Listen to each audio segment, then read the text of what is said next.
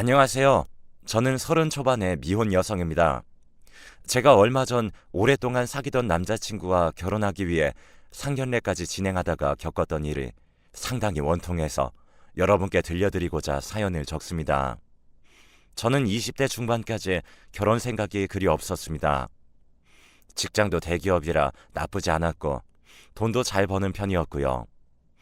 공부를 잘해서 학벌도 괜찮았고 자기 관리도 열심히 하는 편이었기 때문에 소개팅도 끊임없이 계속해서 들어왔습니다. 그렇지만 남자에 대해 그리 관심은 없어서 남자친구가 있었던 시간은 그리 길지 않았어요. 외로움도 그렇게 크게 못 느끼는 성격이기 때문에 혼자 있는 것이 싫지 않기도 했고요. 그런데 20대 중반이 살짝 지나자 친구들이 모두 결혼하거나 아니면 결혼을 약속하는 남자친구가 생기는 겁니다. 제 친구들 역시 저와 비슷한 성향이었고 직업도 비슷했는데 얼마 전까지는 그리 외롭지 않다고 했던 친구들이 거의 대부분 결혼 준비를 하고 있었어요. 저는 친구들이 모인 자리에서 그것이 의아해서 고개를 갸웃거린 적이 있습니다. 야, 너네 이제 대부분 결혼할 남자가 있거나 결혼하는구나. 난 사실 20대 후반 넘어가기 전에 결혼하고 싶더라고. 제일 예쁠 때 웨딩드레스 입고 싶기도 하고. 아, 신경 쓰는 것도 많다. 근데 사실이지. 뭐 이왕 결혼할 거면 한 살이라도 어릴 때 하는 게 자리 잡고 안정되는 데 걸리는 시간도 줄여줄 거고. 친구들이 한마디씩 하는데 그것도 그렇다 싶더라고요. 저는 그때까지 아무런 생각 없었는데 그때부터 조금씩 결혼에 대해 생각하게 되었습니다. 그래서 거의 대부분 거절하던 소개팅도 그때부터는 받아들여서 남자를 만나보기 시작했고요. 그때 소개팅했던 남자는 중견기업에 다니는 저보다 한 살 위의 남자로 사람이 조금 소극적이었지만 부드럽고 저에게 잘 맞춰주는 남자였어요. 외모도 그리 잘나지 않았지만 워낙 착하고 제 사정에 모두 맞춰주었기 때문에 저는 그에게 호감을 느껴서 이 정도라면 사귀어도 좋겠다는 생각을 했는데요. 그래서 저와 그는 계속 만나면서 좋은 감정을 쌓아갔어요. 그러다가 어느 순간 사귀자는 말도 정식으로 하지 않은 채 저희 둘은 사귀는 사이가 되어 있었죠. 사실 제 친구들은 남자친구 혹은 남편 될 사람의 스펙을 상당히 많이 보는 경우가 대부분이라 제 친구들 모임에 가면 제 남자친구가 가장 떨어지는 스펙을 가진 편이었어요. 굳이 사람을 돈이나 학벌, 직업으로 나눈다는 게 스스로 부끄럽다고 생각해서 저 자신은 그걸 신경 쓰지 않았지만 남자친구는 제 친구들의 이야기를 듣더니 좀 위축된 듯한 느낌이었죠. 자기 친구들은 다 자기처럼 학벌도 좋고 직업들도 좋구나. 남자친구나 남편들도 다 그런 모양이고. 아, 오빠는 또 뭘 그런 걸 가지고 그래. 어쩌다 보니 그런 거지 뭐. 의사 남편 가진 친구도 있다고 했고. 남자친구는 의사라는 직업과 학벌이 부러운 듯 했어요. 남자친구는 사실 중견기업에 다니고 있었지만 학벌이 그리 좋진 않았거든요.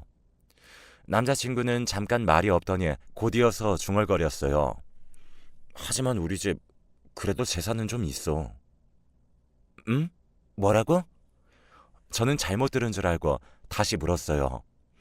우리 집도 재산은 좀 있거든. 그러니까 너무 걱정 안 해도 돼. 남자친구는 어딘가 자신감 넘치는 목소리로 말했죠. 저는 좀 의아하긴 했어요. 저는 남자친구를 사귀는 것이 이 사람이 좋아서 사귀는 거지 다른 배경은 상관없었어요. 그리고 사실 그때는 결혼 생각도 없었고요.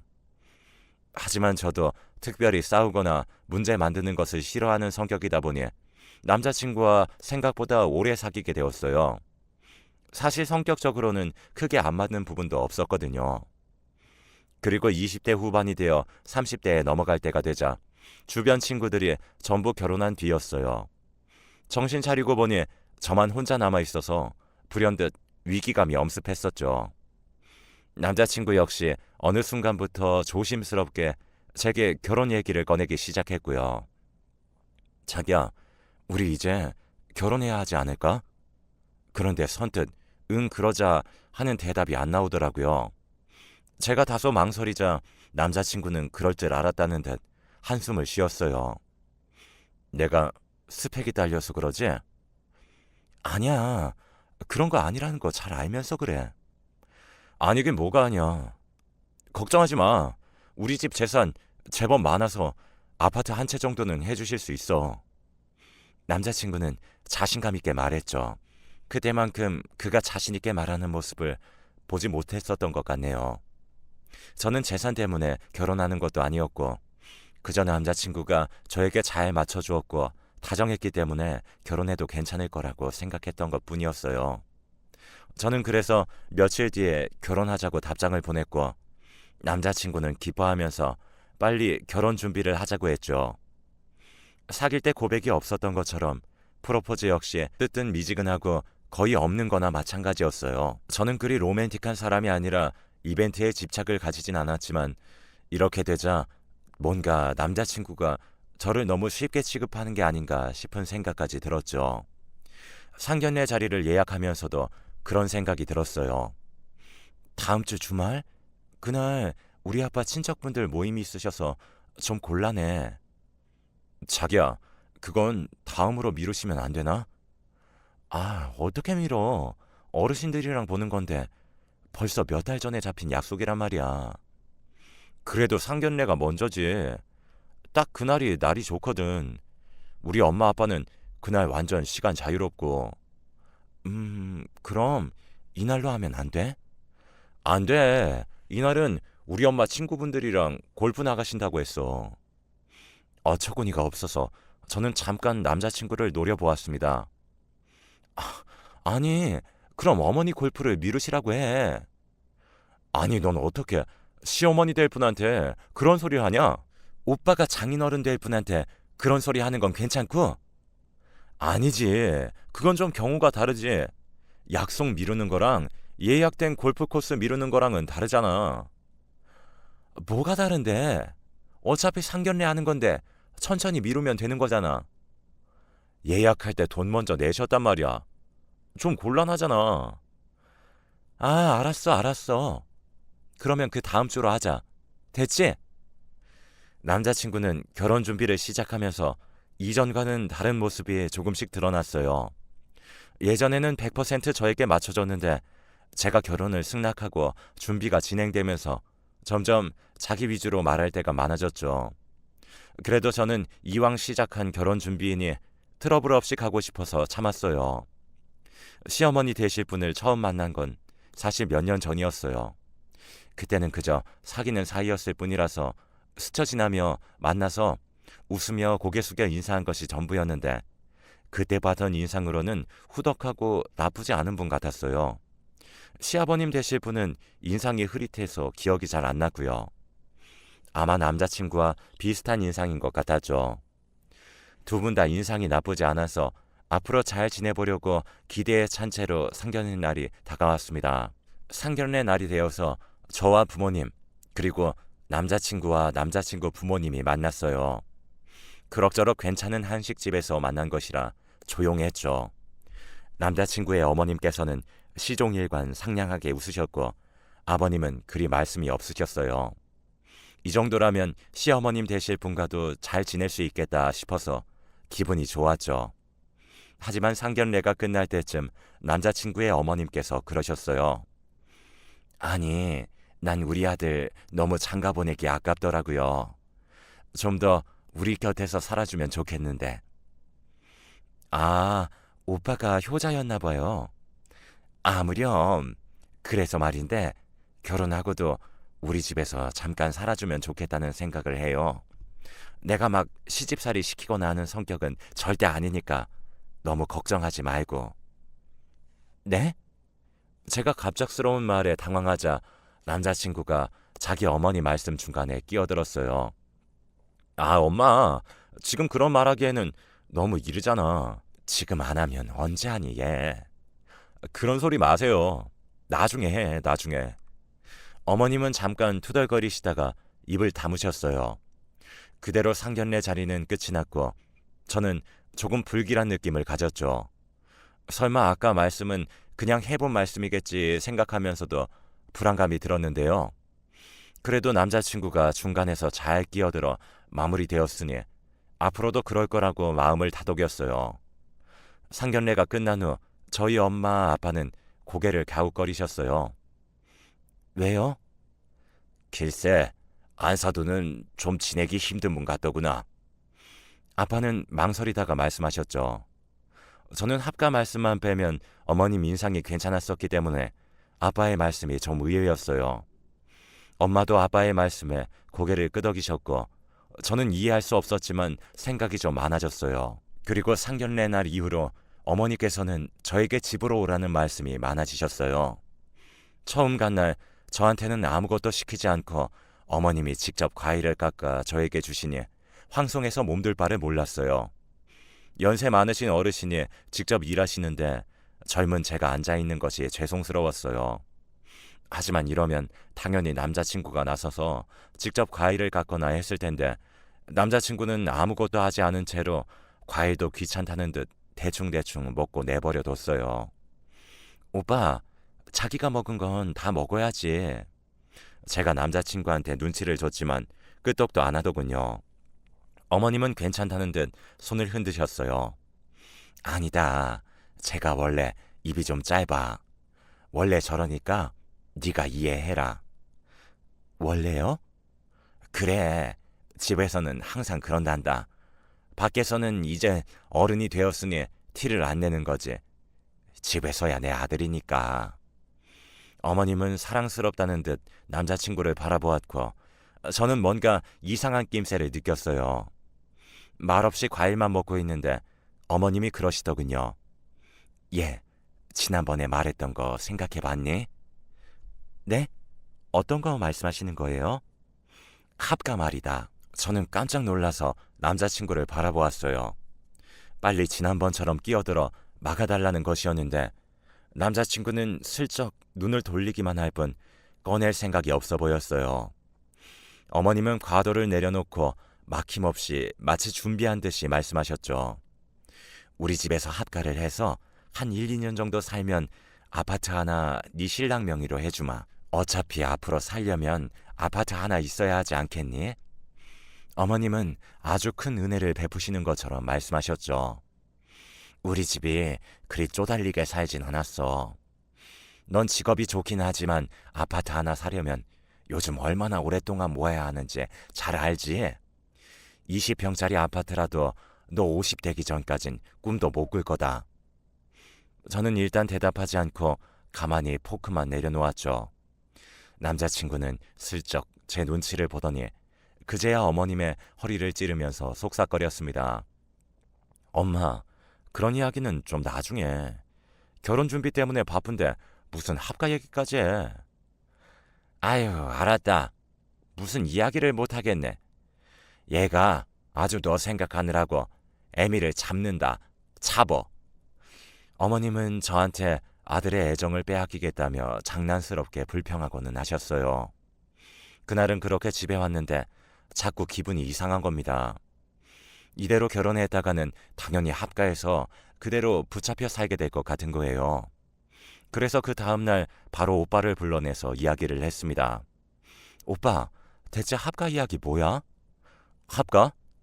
그래, 지난번에 오빠 그만하시라고 해서 그만하시는 거 아니었어? 상견례 자리에서 말이야. 그건 그때 그냥 말만 그렇게 하신 거지 뭐. 엄마들 다 결혼하는 자식이랑 사는 로망이 있잖아. 그거 그냥 심각하게 생각 안 해도 돼. 아니야, 어머님 심각하셔. 우리 결혼하면 당연히 합가는 하는 거라고 생각하시는 것 같은데. 아니야, 자기야. 그런 거 아니야. 아, 아니라고만 하면 다가 아니잖아. 저는 답답해서 결국 오빠를 닥달하며 말을 하게 했습니다. 어머님이 주시겠다는 아파트는 실제로 있는 거였고 30년이 넘은 구축 아파트였어요. 층수가 높아서 재건축도 안 되는 너무 오래된 아파트였죠. 저는 한숨도 나오고 어처구니가 없었어요. 아니, 어떤 아파트인지 그런 것보다는 재산을 미끼로 자식을 구속하려는 게 어이가 없었죠. 오빠, 어머님께 다시 합가 이야기 안 꺼내시게 좀 잘 말씀드려. 자기야. 그런데 우리 진짜 우리 부모님이랑 같이 살면 안 될까? 뭐, 뭐? 뭐 그렇잖아. 신혼 초기에는 생활비도 줄일 겸 부모님이랑 같이 살면 아파트 월세도 안 나가고 우리 엄마한테 음식하고 살림도 배우고 그러면 좋지 않아? 지금 진심이야? 사실 한 2년 정도만 참고 살면 아파트도 공짜로 얻고 일석이조인데 뭐. 엄마가 저렇게 제안하신 것도 다 트임분이라서 저렇게 명령적으로 말씀 안 하시고 제안하신 건데. 오빠는 사태의 심각성도 모른 채로 계속 떠들었습니다. 자세히 들어보니 오빠는 이미 합가 쪽으로 마음이 기울어 있는 모양이더군요. 저는 어이가 없어서 오빠의 말을 잘랐어요. 잠깐만. 그럼 시부모님 집에 들어가서 사는 내 불편함은 생각 안 해? 아니, 뭘 생각 안 해. 당연히 그 불편함 대신 아파트 주신다는 거잖아. 뭐라는 거야, 진짜. 그리고 불편하기는 뭐가 불편해? 우리 부모님 되게 편하시니까 좋게 생각해. 그 말에서 제대로 터진 저는 그날 처음으로 남자친구에게 제대로 화를 냈어요. 함께 차에 앉아 이야기하던 중이었는데 아마 주차장을 지나는 사람들이 전부 듣게 큰 소리가 났을 거예요. 저는 대체 날 뭘로 생각하는 거냐? 어떻게 남의 집에 들어가서 불편할 내 생각은 하지도 않냐? 네 부모님이지 내 부모님이냐? 하며 조목조목 따져들었고 남자친구는 당황해서 허둥지둥하며 잘못했다고 빌었습니다. 하지만 그것도 이미 일단 이 상황을 피하기 위해 빌거보는 것이었고 그게 너무 보여서 저는 화가 난 채로 집으로 돌아와 버렸어요. 계속해서 오빠에게서 전화며 카톡이 왔지만 저는 받지 않고 그냥 무시해 버렸어요. 그리고 며칠 뒤 낯선 번호로 문자가 왔습니다. 아가, 시험이다. 집에 한번 들르렴. 저는 그 문자만 봐도 화가 나서 일단 숨을 몰아쉬어야 했어요. 아직 결혼도 전인데 당연하다는 듯 며느리 취급에 시어머니 노릇을 하려 한다는 게 너무 보였었거든요. 저는 그래도 화가 난 채로 문자를 하면 예의에 어긋날까봐 최대한 얌전히 문자를 보냈어요. 네, 어머니. 지금 직장일 것 같아서 전화는 하지 않겠다만 오늘 저녁에 퇴근하고 우리 집으로 와라. 할 말이 있다. 저는 순간 이걸 그냥 씹을까 말까 고민하다가 아직 결혼을 완전히 파토내려고 마음먹은 것은 아니었기 때문에 일단 그러겠다고 대답했어요. 이제 30으로 막 넘어가는 나이라 지금 결혼이 어그러지면 곤란할 것 같기도 했고요. 그날 저녁에 퇴근하고서 곧장 남자친구의 집으로 갔더니 집에는 어머님 혼자만 계셨습니다. 의외로 남자친구도 없었고 아버님도 안 계셨죠. 저는 썰렁한 집안이라 머뭇대면서 들어갔는데 어머님은 물 한 잔도 주시지 않고 제게 앞에 앉으라고 하셨어요. 제가 맞은편에 앉자 어머님은 딱딱한 목소리로 말씀하시더군요. 너 우리 아들이랑 싸웠니? 네가 전화도 문자도 안 받는다고 난리가 났더구나. 그것도 합가 문제 때문이라면서. 저는 순간 당황해서 숨이 턱 막혔어요. 아니, 그걸 지금 어머님께 곧바로 말했다는 말인가? 그것도 저와 싸워서 제가 연락 안 받는 것까지 말하면서. 믿어지지가 않았는데 현실이었죠. 제가 말을 못하고 어버버 하고 있자 어머님께서는 엄한 말투로 계속 말씀하셨어요. 너가 합가하기 싫다면 그래, 좋다. 너 합가 안 해도 좋다. 그런데 네 마음대로 하고 싶다면 결혼할 때는 10원 한 장 도와주지 않을 거다. 너희 힘으로 10년 이상 열심히 살고 난 이후에나 아파트 한 채 해줄 거야. 알겠니? 그 전에는 절대 꿈도 꾸지 말거라. 저는 너무 당황스러워 말을 더 이을 수가 없었어요. 아니, 애초에 아파트를 욕심낸 적도 없었고 딱히 가지고 싶지도 않았어요. 저도 그리 잘 싸우거나 야무진 편이 아니라서 그날은 너무 당혹스러운 채로 집으로 돌아왔어요. 오는 길에 생각하니 너무 화가 나서 남자친구에게 전화해서 불렀죠.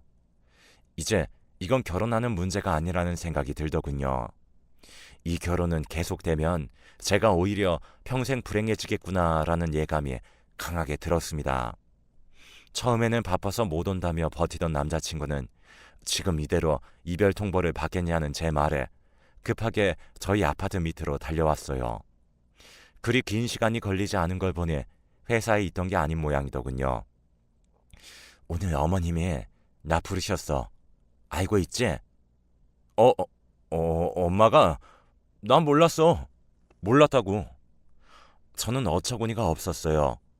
속일 걸 속여야지. 미주알, 고주알, 우리 사이에 있던 이야기를 다 풀어놓고 저를 부를 줄 몰랐다니 정말 말도 안 되는 소리였죠. 제가 노려보자 남자친구는 우물쭈물하면서 고개를 푹 숙였어요. 아니 근데 엄마가 너한테 할 말이 있다고는 했어. 결혼 전에 이런 문제는 확실히 해야 한다고. 그래서 날 불러서 그렇게 대놓고 합가 안 하면 10원 한 장도 못 주겠다고 하신 거야? 우리 엄마 말투가 좀 그래서 그렇지 그런 뜻은 아니었을 거야. 너무 그렇게 생각하지 마. 그때 정말 최종적으로 깨달았어요. 이 결혼은 하면 안 되는 거구나 하고요. 저는 남자친구를 가만히 보다가 커플링을 빼서 건네줬어요. 이게 뭐야? 아직 혼인을 공식적으로 약속한 것도 아니지만 파혼이야. 뭐? 남자친구가 놀라서 눈이 왕방울만해진 채로 제게 매달렸어요. 아, 무슨 소리야 그게 갑자기. 엄마가 아파트도 주신다는데 왜? 그까짓 아파트 우리 부모님한테 달라고 해서 나 혼자 살 테니까 파혼이야. 이제 각자 갈 길 가자. 자기야, 지금 화가 나서 이렇게 말하는 거야? 나중에 후회할지 몰라. 어? 다시 생각해봐. 어? 후회 안 해. 후회할 거라면 애초에 오빠랑 사귄 것밖에 없어. 저는 짜증이 나서 남자친구의 손을 치워버리고 집으로 들어와 버렸습니다. 남자친구는 아파트 밑에서 계속 울고불고 난리를 쳤지만 저는 신경 쓰지 않고 커튼을 치고 자버렸죠. 다음 날이 되자 카톡과 문자창은 온통 난리였고 부재중 전화도 수십 통이 와 있었습니다. 남자친구의 전화번호는 물론 어머님의 전화번호도 있었어요. 퇴근할 무렵 사무실 앞에서 남자친구가 기다리고 서 있었어요. 저는 모른 척하고 그냥 지나치려는데 남자친구가 쫓아오며 말을 붙였어요. 자기야, 내가 미안해. 난 진짜 이렇게 해도 괜찮을 줄 알았어. 뭐가? 합가 말이야. 난 원래 결혼 이렇게 하는 거라는 엄마 말 믿은 죄밖에 없어. 진짜야. 그 와중에도 잘못을 부모님께 떠미는 전 남자친구의 모습에 웃음이 났죠. 정말 이 인간과 결혼 안 하게 된 게 천만 다행이구나 싶었어요. 그때 소름 끼치게도 어머님이 남자친구 옆에 나타났어요. 저는 제 눈을 의심했어요. 어머님은 화가 잔뜩 난 얼굴로 얼굴을 잔뜩 찡그리고서 제 앞에 나타나서 소리를 지르셨어요. 너는 대체 어떻게 된 애니? 어떻게 어른이 연락하는데 아무런 대답을 안 해? 세상에. 여기까지. 여긴 제 직장 앞이었어요. 어머님은 아무런 수치심도 없다는 듯이 사람들이 다 쳐다보도록 크게 소리를 지르기 시작했죠. 시어미가 합가하자는 게 그렇게도 듣기 싫어? 아니 대체 무슨 애가 이래? 이제 파혼했으니 제 시어머니 아니세요. 뭐? 누구 마음대로 파혼을 하니? 어쩜 애가 너는 경우들이 이렇게나 없어? 소리 그만 지르세요. 네 부모가 너 이렇게 가르쳤니? 어떻게 가정교육이 이따위야? 전 남자친구 어머님이 소리를 지르는데 부모님까지 건드리는 말에 이성이 나가더군요. 저는 그 순간 맞대고 소리를 질러버렸어요. 그래, 우리 부모가 나 이렇게 가르쳤다. 너는 네 아들 그렇게 가르쳤니? 그렇게 가르쳐서 이 꼴로 만들어놨어? 뭐라고? 네 아들 꼴을 봐라. 결혼 직전에 파혼당해서 울고 불고 지 엄마 치맛바락 잡고 다니는 꼴 좀 보라고. 와, 전 남자친구 어머님은 그대로 하얗게 질려 뒷목을 잡고 비틀거렸어요. 남자친구였던 사람이 어머님을 붙잡고 황급히 부축했지만 저는 쌩하게 뒤돌아서 지나가 버렸죠. 뒤에서 그 남자가 지르는 소리가 들려왔어요. 야! 그래도 시어머니 될 뻔한 사람인데 그렇게 해야 했어? 속도 터지고 어처구니 없고 정말 세상에 정이란 정은 다 집 나가는 소리였어요. 저는 더 이상 듣기 싫어서 그냥 직장 동료의 차를 얻어 타고 곧장 집으로 와버렸죠. 부모님이 무슨 일이냐고 걱정하시기에 저는 이제 결혼 안 하게 되었다고 자초지종을 간략하게만 말씀드린 후 저쪽에서 전화가 와도 받지 말라고 말씀드렸어요. 예상대로 저쪽 집에서는 온갖 전화를 이용해 저희 집 쪽으로 불이 나게 연락을 해댔죠. 남자친구도 거의 매일 와서 우는 소리를 하다가 유도 선수인 제 남동생이 쫓아나가서 그만하라고 한 뒤에야 나타나지 않았어요. 한참이나 그런 연락이 이어지다가 시간이 지나자 점차 사라졌어요. 아는 사람에게 건너 듣기로는 전 남자친구는 직장에서도 그리 중요하지 않은 부서의 직무였고 원래 계약직이었다가 운이 좋게 연줄을 타고 전환되어 들어간 케이스였다고 하더라고요. 그런데 그 연줄이었던 사람이 다른 곳으로 이직을 해버려서 끈떨어진 연이 되어버렸고 그 이후 직장에서도 잘렸다고 들었습니다. 일도 잘 못해서 민폐였기 때문에 직장 사람들이 전 남자친구가 잘린 후 모두들 속 시원해했다고 하더군요. 저는 지금도 궁금하더라고요. 대체 무슨 생각으로 재산을 미끼로 자식을 그리고 아직 결혼하지도 않은 며느리감 될 여자를 구속하려고 한 걸까? 서울 아파트 한 채? 물론 금액적으로 크겠죠. 하지만 저희 집도 상당히 금전적으로 여유가 있는 편이라 제가 해달라고 한다면 한 채 정도는 해줄 수 있는 집이거든요. 그런 남편의 그런 시어머니라면 차라리 그 아파트 친정에서 받아서 혼자 살고 말겠어요. 이렇게 제가 20 후반부터 갓 30이 될 때까지 결혼 약속과 파혼까지 겪었던 이야기가 끝났습니다. 설마 요즘 이런 시어머니가 이런 남자가 있냐고 싶으실지 몰라요. 하지만 여전히 아직도 이런 분들이 제법 있는 모양입니다. 저도 설마 이렇게까지 황당한 사람들을 제가 만나서 결혼 이야기까지 나누게 될 줄은 전혀 몰랐으니까요. 이렇게 먼저 고생한 제 이야기가 여러분의 앞길에 도움이 되기를 바라면서 제 사연을 이만 줄이겠습니다.